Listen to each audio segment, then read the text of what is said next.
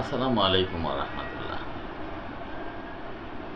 Journey যখন করবেন, আমাদের এই দেশের সবচেয়ে ভালো জার্নি হলো রেল ভ্রমণ।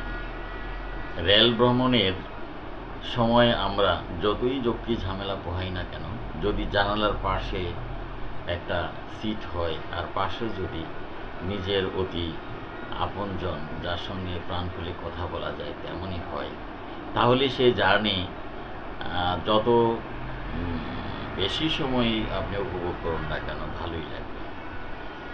তো সেই কারণে বলছি, জীবন চলা সেটাও একটা জার্নি, এবং এই জার্নিতে আছে বৈচিত্র্য, এবং এই বিচিত্রময় পৃথিবীর বিচিত্রময় অবস্থা আমরা অনেক সময় অনেক কিছুতে ফেস করতে হয়। আমাদের মানে প্রতিকূল পরিবেশগুলোকে আমাদের উত্তরণের জন্য কাজ করতে হয়। আসলে আমরা যারা পেছনের দিকে তাকিয়ে নিজের সময়টুকু নষ্ট করছি, পেছনটাকে আসলে কখনো ফিরিয়ে আনা যায় না।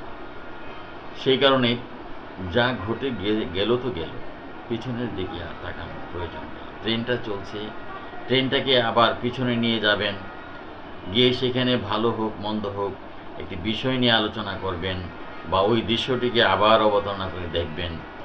আসলে সময় নষ্ট ছাড়া আর কিছু নয়।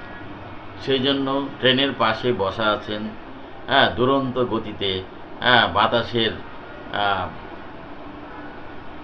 শনশন গান শুনে, পাশের বন্ধুটি যার সঙ্গে আপনি বসছেন তার সঙ্গে আনন্দ বিলাসে ভ্রমণ সমাপ্তির দিকে এগিয়ে যাওয়া বুদ্ধিমানের কাজ।